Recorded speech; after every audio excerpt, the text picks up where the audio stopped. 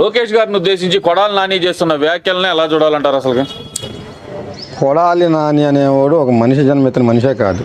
అతన్ని అసలు మేము మనిషిగా లెక్క గణించుకోవట్లేదు. ఎందుకంటే కారణం, కొడాలి నాని రాజకీయంగా ఎదుగుదల కోసం భిక్ష పెట్టింది తెలుగుదేశం పార్టీ. ఎందుకంటే ఒక హరికృష్ణ గారి ఇంట్లో టీ కప్పులు మోసిన వెధవ ఒక కొడాలి నాని. వాడైతే ఒక మనిషిగా మేము లెక్కేసుకోవట్లేదు. టీ కప్పులు మోసి లారీ టైర్లు కడుక్కొని ఏదో సంపాదించుకొని ఈరోజు జూనియర్ ఎన్టీఆర్ గారి పుణ్యమని సంపాదించుకొని వాళ్ళు బయటకు వచ్చి జూనియర్ ఎన్టీఆర్ పుణ్యమే అతనికి ఎమ్మెల్యే టికెట్ రావడానికి కూడా. ఆ రోజు బాబు గారు ఇచ్చింది కూడా జూనియర్ ఎన్టీఆర్ గారి మాటలనే ఇచ్చారు.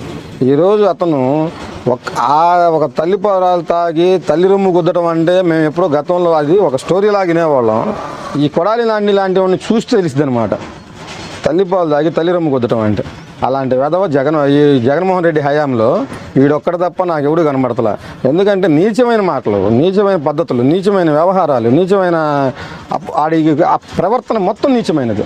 ఎలాంటి ప్రవర్తిస్తారంటే, ఇప్పుడు అతను ఒక ఎమ్మెల్యే, ఒక హుందాగా ఉన్నాడు, ఒక నియోజకవర్గానికి ఒక అధిపతిగా ఉండి నువ్వు మంత్రిగా రాష్ట్రానికి ఒక పాలన చేస్తూ నువ్వు ఒక బూతులు పంచాంగం నేర్చుకొని బూతులు మాట్లాడితే ఒక జగన్మోహన్ రెడ్డి ఏదో నీకు మంత్రి పదవి లేకపోతే ఎమ్మెల్యే పదవి టికెట్ నెక్స్ట్ కూడా ఇస్తానికి ఆలోచిస్తున్నాడని చెప్పి నువ్వు ఆ విధంగా మాట్లాడి ప్రజలకి ఏం నేర్పాలనుకున్నావు? భవిష్యత్ తరాల పిల్లలకి ఏం నేర్చుకోవాలి? నీ దగ్గర నీ నియోజకవర్గంలో ఉన్న భవిష్యత్తు చదువుకున్న పిల్లలు ఏం నేర్చుకుంటారు? ఇప్పుడు నువ్వు మాట్లాడే బూతులు నేర్చుకోవాలా? భవిష్యత్ తరాల్లో కాబోయే నాయకులు ఉన్నారు, ఐఏఎస్లు ఐపీఎస్లు ఉన్నారు. ఇలాంటి మంత్రిని, ఇలాంటి ఎమ్మెల్యేని చూసి ఆ భవిష్యత్ తరాల పిల్లలు ఏం నేర్చుకుంటారండి? పచ్చి బూతులు మాట్లాడేది అతని వ్యవహారాన్ని, ఆ బూతులు మాట్లాడాలి, ఆ బూతులు నేర్చుకోవాలి కూడా పిల్లలు కూడా, ఇతరులు కూడా చెడిపోవాలన్నమాట. ఈ కొడాలి నాని అనేవాడు మనిషి జన్మెత్తినోడు అయితే కొంతవరకు మార్పు చెందాలి, ఇప్పటికైనా మార్పు చెందాలి. రాష్ట్రంలో జగన్మోహన్ రెడ్డి మార్పు చెందే అన్ని మార్పులు చేర్పులు చేస్తున్నాడు. ఇతనికైతే కళ్ళకి కనబడతలేదేమో ఈ కొడాలి నానికి. అంటే ఇతను పిలవట్లేదేమో దగ్గరికి, వీడికి ఎట్టాక టికెట్ లేదు, వీడిని మళ్ళీ ఎందుకులే పిలవటం అని చెప్పి జగన్మోహన్ రెడ్డి దగ్గర పిలవట్లేదు. ఆ బొత్సాని సజ్జల్ని తప్ప ఎవరిని దగ్గర పెట్టుకోవట్లేదు జగన్మోహన్ రెడ్డి అతని క్యాంపు కార్యాలయంలో. ఎందుకంటే ఇతనికి టికెట్ ఇస్తే కదా ఇతని పక్కన పెట్టుకోవడానికి మంత్రి పదవి బీకేశాడు. ఇతని పద్ధతి నచ్చక రేపు పొద్దున్న ఇతను ఏ పార్టీలో ఉంటాడో ఎలా ఉంటాడో తెలియని పరిస్థితులు కొడాలి నాని గాడి. ఆ కొడాలి నానిని అతని వల్ల మాకు కూడా బూతులు వచ్చేస్తున్నాయి. వాడు వీడని ప్రవర్తన మా పార్టీలో, వాడు వీడని ప్రవర్తన మాకు ఇప్పటిదాకా లేదు. నాయకుల్ని గౌరవించుకునే స్వభావం మా పార్టీలో ఉంది.